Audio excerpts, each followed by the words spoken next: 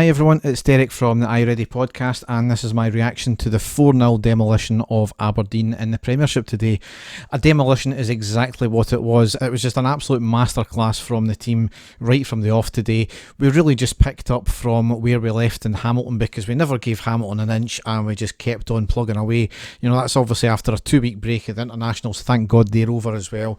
But you know, there was no break in our stride whatsoever. We just steamrolled right over them. It was wonderful to see. Silence of the sheep once again. I think they've not scored a goal in 4 visits to Ibrox on the trot now. And the juggernaut that is us just keeps going on, and I don't think there's many teams that could live with us just now, including the European teams at this rate. So it's just wonderful to see. We made 2 changes from that Hamilton demolition as well. Quite surprisingly, Jack was in place, considering he ran the show in the Scotland games in the last few games as well. I think he had a part in all 3 of them.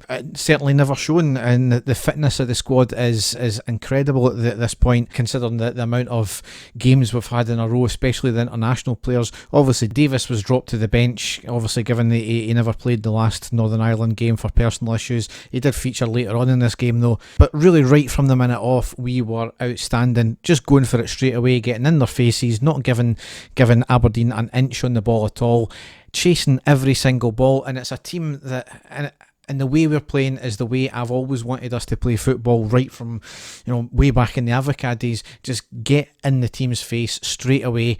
Don't give them any inches in the ball. It relies on us having a lot of fitness, which clearly the team have got now. It relies on being able to interchange players in terms of positions, and also, you know, having backup there and quality backup, which we've got now, and it's working for us, which is great. Anyway, we got our first goal on the 14th minute with Ryan Kent. Lots of possession, working the ball from the back. Jack loses out in the ball, but falls to Kent, who took the ball forward, and from about 25 yards, he hits a shot, was going goal bound, but it rebounds off the back of the Aberdeen defender and curls into the bottom right corner off the post and in. So I've said it before, just take the shot, and I'm going to get ribbed here from my mates here, but you just take the shot and you never know what might happen. You get the deflection. We've scored quite a few like that this year. We'll take them every which way they come. Second goal came on the 28th minute with Roof scoring. Goldson chips the ball over the defenders to Roof on the right hand side on the edge of the box. He cuts the ball inside, he drags 3 defenders with him, and then hits a shot with his left foot into the back of the net. Just a cracking goal. Great piece of skill from Roof as well, and great strength he's shown as well to beat the defenders. And he beat the defenders on his right foot, taking the ball in, and then he hit with his left. Just great sucker punch there. Aberdeen, though, in the first half, they were quite dangerous on the break. However, they never really tested McGregor at all. He did have a couple of saves to make. However, I would have put them down in the non-dangerous category. The defence largely snuffed out anything that was coming our way. The only one kind of concern was that Balogun was caught out a couple of times, none more so in the 37th minute, where the ball was flighted up over the top of him. He was in 2 minds whether to stick or twist. Cosgrove picked up the ball on the far side of the box. He passed to Hedges in the centre, who had a first-time shot, but it was fortunately blocked by the trailing leg of Goldson. So maybe a bit fortunate there, but ultimately the defence done their job. First half, all us, can't have any arguments. More of the same in the second half, and that's pretty much what we got. And the game was killed off on the 49th minute with Arfield scoring. Lots of pressure on the build-up. Kent on the right hand side gets it to the edge of the box, squares it to the middle, finds Arfield, who has a first time shot, was going goal bound, takes a deflection off the defender, which outfoxes the keeper and into the back of net. It's all about taking the shot. And then on the 51st minute, the words you like to hear, penalty to Rangers. Corner was coming in, the defender had his hands all over Balogun and dragged them down. Can't have any complaints about that whatsoever. And on the 52nd minute, Tavernier scores the penalty to make it 4-0. Made a couple of substitutions after that. Fresh legs coming on, Jack off, Davis on. Morelos and Kent off shortly after. Morelos with a wee bit of petulance there. Disappointing from him today. He wasn't his best game. Defoe and Kamara came on. Roof and Aribo came off. Itten and Hadji came on. Hadji had a chance late on, but it was deflected just wide for the corner, and that's how the game rounded out.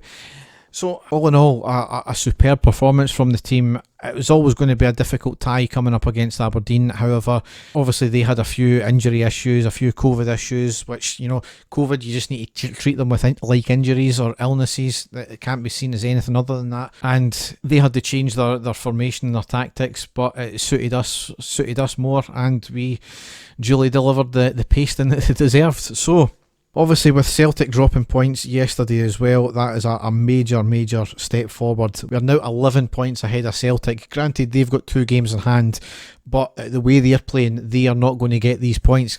I think that the games are going to be way off in the future. There's not going to be a chance to get them played anytime soon, probably until next year. However, we've got the points on the board, and that is the main thing. So a massive psychological boost for us. However, once again, there's no let up because we are right back into European action. On Thursday night, that's playing Benfica. They're coming over to Ibrox, 8 o'clock kick-off. Certainly they're missing one of their star players due to COVID, I think, as well, and isolating.